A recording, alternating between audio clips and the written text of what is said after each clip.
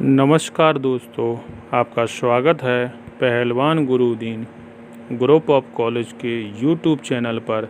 मैं रमाकांत सिंह, समाजशास्त्र प्रवक्ता, पहलवान गुरुदीन विधि महाविद्यालय पनारी ललितपुर से मैं एक बार फिर समाजशास्त्र का एक नया वीडियो लेकर उपस्थित हुआ हूँ। मेरे वीडियो को लाइक, शेयर, कमेंट्स जरूर करें और चैनल को सब्सक्राइब करें, बेल आइकन दबाएं ताकि आपको नए वीडियो की नोटिफिकेशन मिल सके। मैं इस वीडियो में आज का टॉपिक है समाजशास्त्र एवं सामाजिक समस्याओं पर चर्चा करेंगे।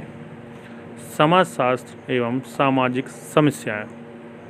आज विभिन्न अध्ययनों से यह स्पष्ट हो चुका है कि समाजशास्त्रीय सिद्धांतों एवं समाजशास्त्रीय आधार पर एकत्रित की गई सूचनाओं की सहायता से सामाजिक समस्याओं का समाधान करने में महत्वपूर्ण सफलताएं प्राप्त की जा सकती हैं।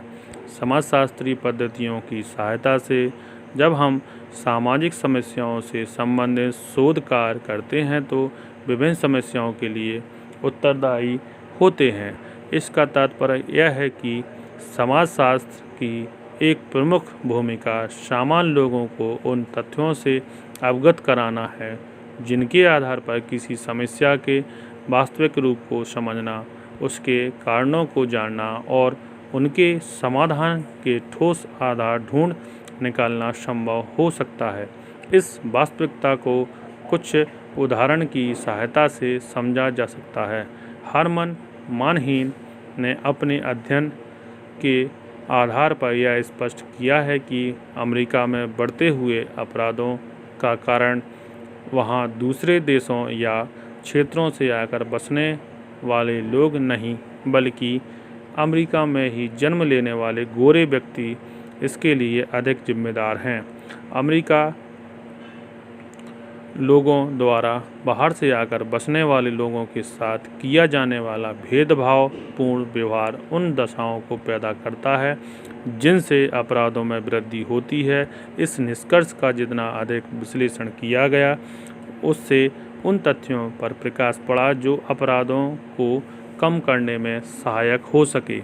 इसी तरह सदरलैंड ने अमेरिका के बड़े बड़े और शक्तिशाली व्यापारिक घरानों का अध्ययन करके जब यह निष्कर्ष दिया कि ऐसे घरानों के अधिकांश लोग न केवल आदतन अपराधी होते हैं बल्कि गंभीर और संगठित अपराधों में भी उनकी प्रमुख भूमिका होती है, तो अपराधी व्यवहार के बारे में एक नया दृष्टिकोण विकसित होना आरंभ हो गया।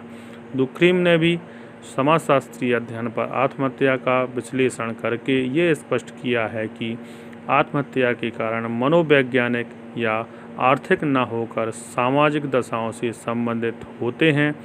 तात्पर्य यह है कि समाजशास्त्रीय अध्ययनों की सहायता से उन दशाओं को समझना संभव हो जाता है जिनकी सहायता से सुधार संस्थाएं और प्रशासक किसी समस्या का उपयोगी समाधान कर सकते हैं।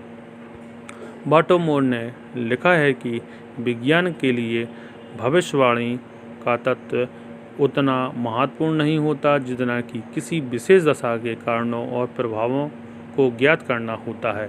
यदि इस दृष्टिकोण से विचार किया जाए तो सामाजिक समस्याओं के समाधान में समाजशास्त्री की भूमिका निश्चय ही बहुत महत्वपूर्ण है। उदाहरण के लिए बारबरा बूटन ने अपनी पुस्तक social science and social pathology में अपराध तथा बाल अपराध जैसी प्रमुख समस्याओं का विश्लेषण करते हुए यह स्पष्ट किया है कि जब तक इनके वास्तविक कारणों को न जान लिया जाए तब तक इनका व्यवहारिक समाधान नहीं किया जा सकता। उन्होंने अपराधी व्यवहार और बाल अपराध को अनेक दशाओं से संबंधित माना है।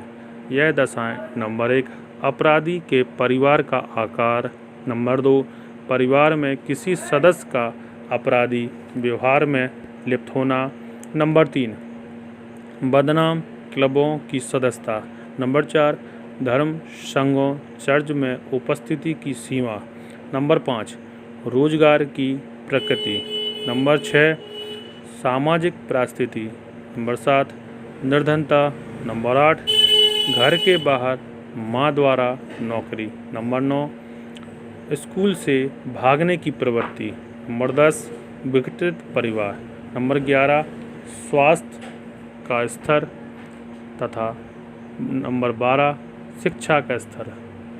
बूटन के अनुसार अपराधियों और बाल अपराधियों की इन दशाओं पर विचार किए बिना उनमें वांछित सुधार करना या अपराधों को रोकना संभव नहीं हो सकता है।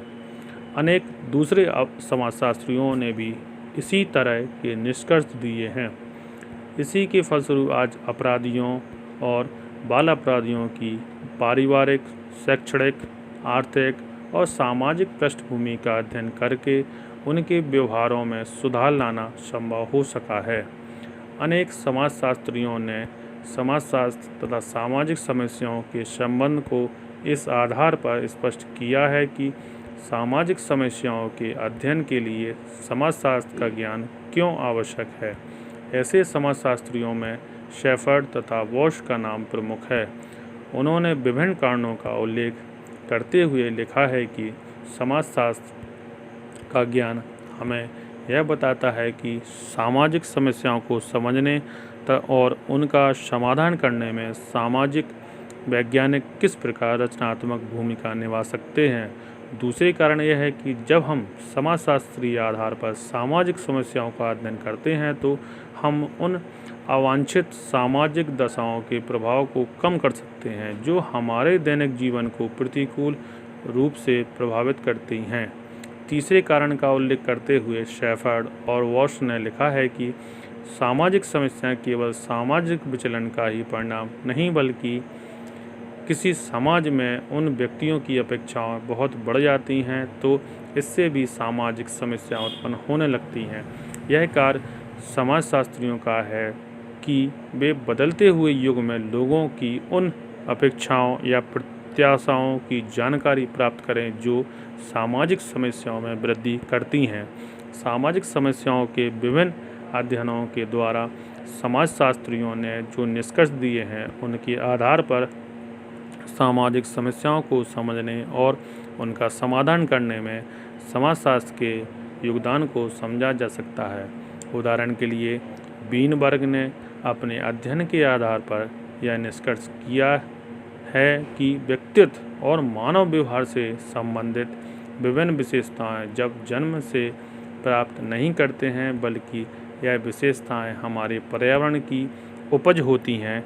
इसका तात्पर्य यह है कि अपराध और बाल अपराध जैसी समस्याएं सामाजिक सीख का परिणाम हैं, अतः इनका समाधान सामाजिक परिवेश में ही किया जा सकता है। इसी तरह किसी देश अथवा समुदाय में अल्पसंख्यक समुदाय समूह इसलिए कमज़ोर नहीं होता है कि वह मानसिक रूप से ही हीन होता है, बल्कि इसलिए कि उसे सामाजिक, आर्थिक, शैक्षणिक सुविधाएं समुचित रूप से प्राप्त नहीं हो पाती हैं। इससे यह निष्कर्ष निकलता है कि यदि हम किसी समूह की सामाजिक परिस्थितियों तथा भेदभाव से भरे भाव को बदल दें तो उसके जीवन में व्यापक परिवर्तन लाया जा सकता है। इसका यह भी अर्थ है कि विभिन्न समाजों में सांप्रदायिक, जातीय तथा प्रजातीय संघर्ष कम किए जा सकते हैं यदि विभिन्न समूहों से संबंधित व्यवहार के नियमों और परिस्थितियों में समानता पैदा कर दी जाए। वास्तविकता यह है कि समाजशास्त्रीय अध्ययनों से यह प्रमाणित हो चुका है कि समाज में व्याप्त समस्याओं को प्रोत्साहन देने वाले लोग विचलित व्यवहार इसलिए करते हैं कि सांस्कृतिक, धार्मिक, राजनीतिक आधार पर उन्हें गलत निर्देशन मिलता है। यदि समुदाय को स्वस्थ और रचनात्मक नेतृत्व मिले तो सामाजिक समस्याओं का प्रभाव अपने आप कम होने लगता है। यह सभी निष्कर्ष स्पष्ट करते हैं कि आज न केवल सामाजिक समस्याओं का अध्ययन करना आवश्यक है बल्कि ऐसे अध्ययनों के लिए एक समाजशास्त्रीय दृष्टिकोण भी आवश्यक है। जहाँ तक भारत का संबंध है, यहाँ सभी सामाजिक समस्याओं का उल्लेख करना भी कठिन है। इसके बाद भी सार्वजनिक जीवन में बढ़ता हुआ भ्रष्टाचार, जातिवाद, सांप्रदायिकता, क्षेत्रवाद, निर्धनता, पारिवारिक तनाव, स्त्रियों का शोषण, अपराध, बाल अपराध, नैतिक पतन, अंतरपीढ़ी संघर्ष तथा शिक्षा का निम्न स्तर आदि कुछ ऐसी सामाजिक समस्याएं हैं जिनका निराकरण करने के लिए समाजशास्त्रीय अध्ययन बहुत आवश्यक है। यह सच है कि इन समस्याओं का किसी भी समाज में पूरी तरह से समाधान किया जा सकता है, लेकिन समाजशास्त्रीय अध्ययनों के द्वारा हमें उन दशाओं की जानकारी अवश्य हो सकती है जिनकी सहायता से हम इन समस्याओं के प्रभाव को कम किया जा सकता है। बस आज का व्याख्यान यहीं समाप्त किया जाता है। धन्यवाद।